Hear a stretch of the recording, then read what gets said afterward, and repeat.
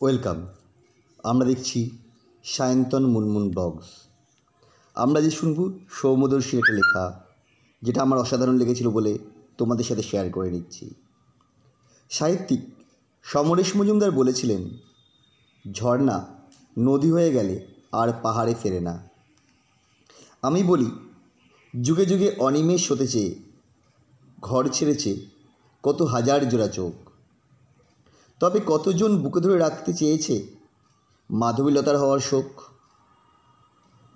আসলে কি জানেন তো, এই বাস্তববাদী সময়ে দাঁড়িয়ে কাউকে আর অনিমেষ বা মাধবীলতা হতে চায় না। কেউই আর মানবেশ বা মাধবীলতা হতে চায় না। কেউ ঝুঁকি নিতে চায় না, কারণ তেমনটা করতে গেলে মতাদর্শে অবিচল থাকতে হয়, সম্পর্কে গুরুত্ব বা প্রায়োরিটি দিতে হয়, প্রিয়জনকে সময় ভরসা দিতে হয়, কথা দিতে হয়, কথা দিয়ে কথা রাখতে জানতে হয়। কিন্তু বর্তমানে আবেগ, ভরসা, কথা দিয়ে কথা রাখা এই শব্দগুলো বড্ড বেমানান। সস্তার জনপ্রিয়তা এখন আমাদের ভূষণ। অনিমেষ হতে গেলে প্রেম, বিদ্রোহ আর বিপ্লবের সঙ্গে আপোষ করা চলে না। অনিমেষ হতে গেলে বগলে বৈদাবা করে কলেজ স্কোয়ার থেকে সেন্ট্রাল অ্যাভিনিউ, মহাযোগী সদন, চোরবাগান হয়ে লেলিন সরণি পর্যন্ত উদ্দেশ্যহীন হাঁটার জেদ থাকতে হয়। Burrabazar, MG Road, New Market হয়ে ধর্মতলায় এসে অপেক্ষা করতে হয়।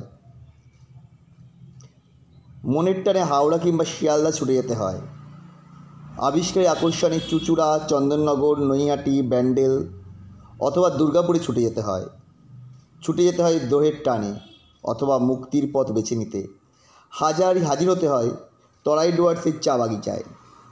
পৌঁছে যেতে হয় স্বর্গসেরা চা বাগানে। তবে সবাই কি অনিমেষের জন্য? সবই কি অনিমেষের জন্য? মাধবীলতার কোনো দায় নেই? আছে, থাকবে সাহিত্যে। তবে হতে চায় কজন? বারবার কথা দিয়ে কথা ভাঙলে আর যাই হোক, সমরেশের প্রিয় মাধবীলতা হওয়া যায় না। লেখক বড্ড আবেগ, ভালোবাসা দিয়ে চরিত্রগুলো নির্মাণ করেছিলেন, যা সাহিত্যে দারুণ জনপ্রিয় হয়েছে। কিন্তু বাস্তবে প্রশ্নটা কিন্তু রয়েই যায়। অপরদিকে মনে হয় কথা দিয়ে কথা ভাঙার মধ্যে দারুণ মজার অ্যাডভেঞ্চার কিছু আছে।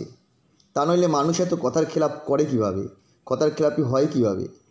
আচ্ছা, কেমন যদি হতো কালবেলাতে মাধবীলতা অনিমেষকে বিপ্লবের পথে ডেকে নিজেই বেহাজির থাকতো?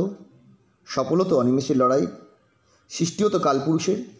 তবে আরও আগে মৌসুল ঘাটে পৌঁছে যেত না। আসলে প্রেম আর বিদ্রোহকে সময় দিতে হয়, গুরুত্ব দিতে হয়। যাতে গুরুত্ব নেই সেখানে সময় দেওয়াটার বিষয় নয়, সেখানে কখনো আপোষ হতে পারে না।